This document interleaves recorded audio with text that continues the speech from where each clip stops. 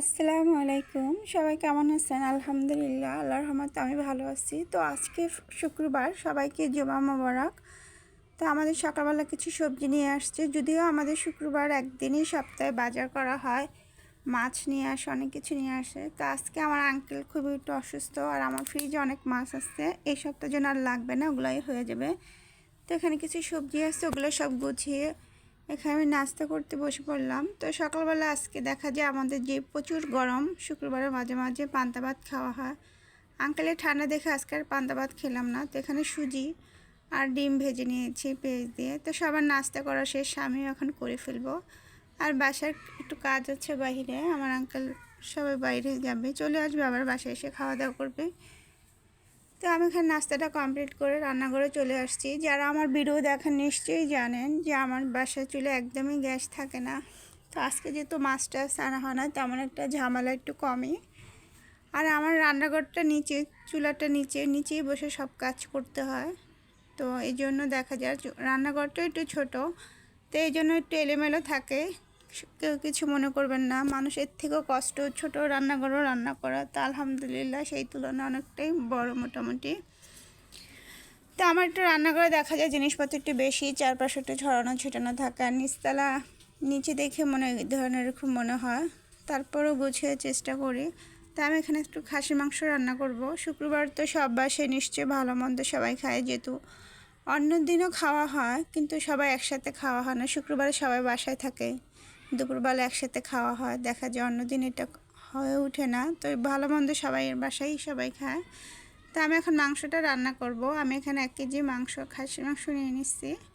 তো এখানে আদা রসুন, হলুদের গুঁড়ো, মরিচের গুঁড়ো, একটা মশলাটা দেখাইছে, এটা আমি একটা পেজ থেকে একটা রিজিক মশলা নিয়েছিলাম। মশলাটা খুবই ভালো, আমি আরও আমাকে নক করে পেজ থেকে বিভিন্ন মশলা পাওয়া যায়, হলুদের গুঁড়ো, মরিচের গুঁড়ো, সব ধরনের মশলাই। তা আমি 2বার এই মাংসের মেজবানি মশলাটা নেওয়া হয়েছিল, স্মেলটা খুবই সুন্দর আসে। এটার সাথে মাছের মশলা, সব ধরনের মশলা ওদের এখানে পাওয়া যায়, সরষের তেল হতে সব কিছুই।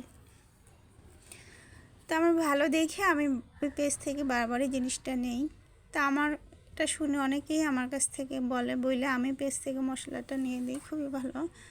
তো এই যে আমার সব মশলাটা কষানো হয়ে গেছে, এখানে আমি মাংসটা দিয়ে দিছি। তা আমরা দেখা যায় যে আলাদা করে কলিজাটা খাওয়া হয় না কোরবানির ঈদের সময়, তখন দেখা যায় কলিজাগুলো মাংসের সাথেই কেটে রেখে দেয়।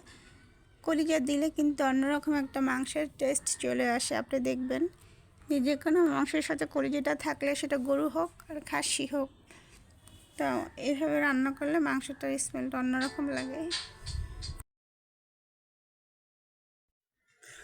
মাংসটা আমার এখন কষানো হয়ে গেছে, এখন আমি এখানে আলু দিয়ে দিব, কারণ আলুটা আমি দিতে চাইছি না। তারপর আমাদের বাসায় ছোটো পিচ্চি আছে, ও আলু ছাড়া একদমই খেতে চায় না, ওর জন্য দেখা যায় একদমই ভুনা টাইপের কিছু করাই হয় না।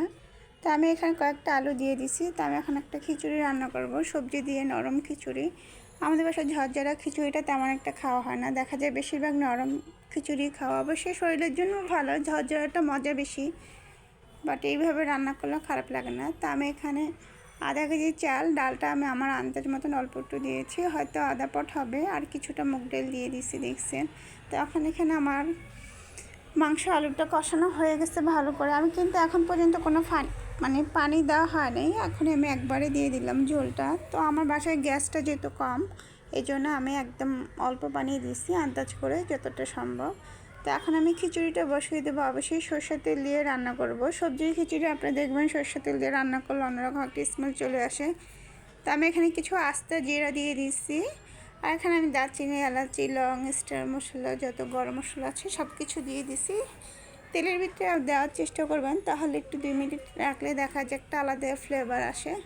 তো আমি এখানে আদা রসুন জিরা, যেহেতু আমি আস্তা দিয়েছি আর দিব না ফাঁকিটা, এখানে জিরা দিয়ে দিচ্ছি। তো এখন আমি মশলাটা কিছুটা কষিয়ে এখন আমি সবজিগুলো দিয়ে দিচ্ছি। এখানে গাজর ছিল, আলুটা দিয়ে নিই, গাজর, আলু, পটল, চিচিঙ্গা, সব সবজি আমি অল্প অল্প করে কেটে দিয়েছি। তো এখানে আমি আবার মাংসটা একবার চেক করে নিলাম, মাংসটা আর কিছুটা ঝোল টানবে, মাংসটা আমার মোটামুটি সিদ্ধ হয়ে গেছে। তো আমি এদিক দিয়ে অনেকে দেখা যায় ছড়ানো, আমার রান্নাঘরটা যেহেতু ছোটো, আমি এক সাইডে রান্না করি, চুলা যেহেতু আমার আগুন কম থাকে, আমি একটা কিছু বসিয়ে অন্য কিছু আবার কমপ্লিট করে ফেলি। তো আমি পটল দিয়ে একটা মাছ রান্না করবো, ওই জন্য আমি পটলটা সাইড দিয়ে কেটে নিয়েছি। আর অবশ্যই আমি সেই চাল আর ডালটা ওই যে ভিজিয়ে রাখছি, ভিজিয়ে রাখলে দেখা যায় আপনি কিছু সময় ভিজিয়ে রাখলে তাড়াতাড়ি রান্নাটাও হয়ে যায়। আর এটার অন্য কী উপকারিতা আমি তা জানি না, সবাই ভিজিয়ে রাখে তার জন্য আমিও এইভাবে ভিজিয়ে রাখি। তো এই যে আমার সবজিটা অর্ধেক মানে পুরোপুরি না, আধা কষানো মানে সিদ্ধ হয়ে গেছে, কারণ চালের সাথে যেহেতু চালটা আমার পোলার চাল ছিল, তো এই জন্য সবজিটা সিদ্ধ করে নিয়েছি কিছুটা। আর বাকিটা আমার খিচুড়ির সাথে কমপ্লিট হয়ে যাবে। আর আমি খিচুড়িটা ঝরঝর রাখবো না, কিছুটা নরম টাইপেরই রাখবো। আমার আঙ্কেল এই ধরনের নরম খিচুড়ি পছন্দ করে, আমার সবাই পছন্দ করে। তা আমি এই যে এটা আধা কেজি টাইপের মগ, আমি আমার আন্দাজ করে পানিটা দিব। আর আমি যেহেতু একটু নরম করব, সেই জন্য আমি অবশ্যই পানিটা একটু বেশি করে দিয়ে দেব। আর পানিটা কাঁচা ছিল, চুলার আগুন কম ছিল, হতে সময় লাগবে। এটাতে একদম নর্মাল একটা খিচুড়ি হয়ে যাবে একদম। এখন আমি একটা ভালো মতন লেড়ে কিছুটা কাঁচামরিচ আধা ভাঙা করে দিয়েছি, কারণ আমি মরিচের গুঁড়োটা দিইনি। আমাদের বাসায় আবার অতটা ঝাল খিচুড়ির সাথে কেউই খায় না, তা আমি কিছুটা আড়া ভাঙা করে কাঁচামরিচটা দিয়ে দিচ্ছি।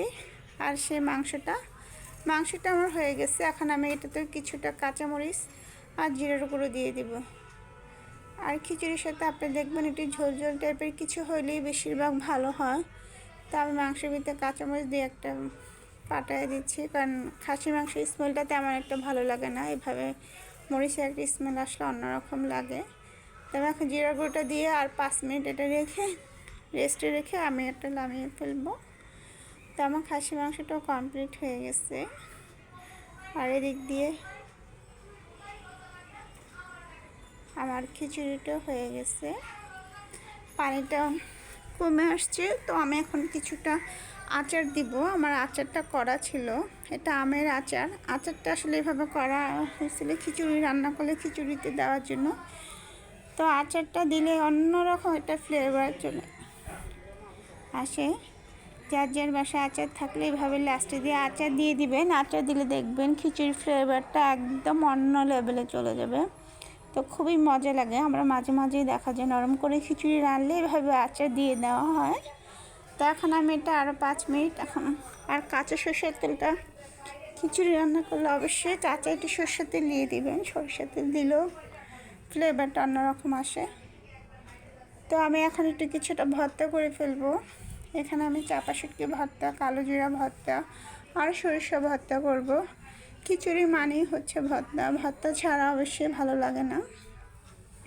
তবে এখন আমার আসলে বড় একটা পাটা আছে, আমার রান্নাঘরটা যেহেতু ছোটো ছোটো পাটাটা আর টাইলস করা, যেহেতু রান্নাঘরটা হঠাৎ করে পরে ফেটে যাবে, আবার আমারও কষ্ট হবে, সেই জন্য আমি ছোটো পাটা কষ্ট হয়, তারপরে ছোটো পাটাই ভর্তাগুলো করার চেষ্টা করি। ব্যালকনিতে অনেক বড় পাটা, সেখানে আবার কষ্ট করে যাওয়া হয় না। তবে না একে একে সব ভর্তাগুলো করে ফেলবো। আর আমি আগে শুটকি সব কিছু টেরে ফেলছিলাম। আর আমাদের বাসায় সাধারণত দেখা যায় এভাবে কাঁচা পেঁয়াজ ভর্তাতে দেওয়া হয়, কারণ কাঁচা পেঁয়াজ দিলে অনেকে বলে ভর্তা নষ্ট হয়ে যায়, আসলে না। মিনিমাম আপনি 3-4 দিন আপনি ফ্রিজে রেখে এটা খেতে পারবেন, পেঁয়াজের স্মেলটা নষ্ট হবে না। আমাদের তো নষ্ট হয় না, দেখা যায় খাওয়ার পরপরই ফ্রিজে রেখে দেওয়া হয় ঢাকনাওয়ালা বক্সে, তখন কিছুই হয় না। তো এইভাবে 3-4 দিন ফ্রিজে রেখে আপনি অবশ্যই ভর্তা খেতে পারবেন। আর ভর্তাটা তো আসলে প্রতিদিন করা সম্ভব হয় না আমাদের, দেখা যায় মাঝে মাঝে ভালো না লাগলে, মুখে রুচি না লাগলে তখন একটু ভর্তাটার সাথে দিয়ে যে কোনো খাবার খাওয়া হয়ে যায়। তো আমার একে একেই সবগুলো ভর্তা করে নিচ্ছি। শুক্রবার সব কিছু মিলিয়ে রান্না করা, সব কিছু একসাথে ঝামেলা কষ্ট সব কিছুই হয়ে যায়, তারপরও করতে হয়। তারপর নামাজ থাকে, নিজেদের সব কিছু একটা টাইম মেনটেন করে করতে হয়। তো সবারই হয়তো এরকম হয়। আর সপ্তাহে একদিন যেহেতু সবাই বাসায় থাকে, ভালো মন্দ একটু সব কিছু একটু বেশি বেশি করা হয়, তো এই জন্য একটু কষ্টটা হয়ে যায়। তারপরও চেষ্টা করি তাড়াতাড়ি সব কিছু সেরে টাইমলি সব কিছু খাওয়া দাওয়া দুপুরে 3টার ভিতরে। আর এখন যদি দিনটাও ছোট হয়ে আসতেছে, তো এক একজনের এক একভাবে জীবনযাপন চলে। তো আজকে শুক্রবার সবাইকে কীভাবে কাটালেন অবশ্যই আমাকে কমেন্ট করে বলবেন। তো এখানে আমার 3 টাইপের ভর্তাটা কমপ্লিট হয়ে গেছে। তো এখানে এই যে খেতে চলে আসছে। তো এখন ওনাকে দিচ্ছি, আমাদের গোসল নামাজ সব কিছু কমপ্লিট হয়ে গেছে। তো আমি এখন এখানে নিয়ে বসছি। খিচুড়িটা সত্যি অনেক মজা ছিল। আর সেই সাথে ভর্তা, কালো জিরা ভর্তা, খাসির মাংস। আর আসলে আপনার মাংস না হলে এমনিতেও খাওয়া যেত। তো আচ্ছা, এই পর্যন্ত আজকের ব্লগটা। যদি কোনো কিছু ভালো লেগে থাকে অবশ্যই কমেন্ট করে বলবেন। আর যদি ভুল ত্রুটি কিছু হয়ে থাকে সেটাও আপনি কমেন্টে বলবেন। আর আমি ভালোবাসা ছাড়া কখনোই আগানো সম্ভব না। তাই যারা যারা আমার ভিডিওটা দেখবেন প্লিজ আমাকে একটা সাবস্ক্রাইব করে পাশে থাকা বেল আইকনটি প্রেস করে দিবেন।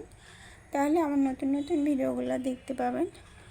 আর আমি প্রতিদিন আমার লাইফে প্রতিদিন যা কাজকর্ম যেভাবে আমি করি সেভাবে আপনাদের কাছে তুলে ধরার চেষ্টা করি। হয়তো সবটা সম্ভব হয় না, কারণ ভিডিওটা অনেক বড় হয়ে যাবে। আজকাল সবাই ব্যস্ত ঢাকা শহরে সব জায়গায়, তো কেউ এত বড় ভিডিও কেউই দেখতে চায় না। তো আজকের ভিডিওটা আমার এই পর্যন্ত। যদি ভালো লাগে অবশ্যই আমার সাথে থাকবেন, পাশে থাকবেন। ভালোবাসা ছাড়া কখনোই সামনে আগানো সম্ভব না। আপনাদের ভালোবাসা নিয়ে সামনে আগাতে চাই। আল্লাহ হাফিজ। আজকে এই পর্যন্তই।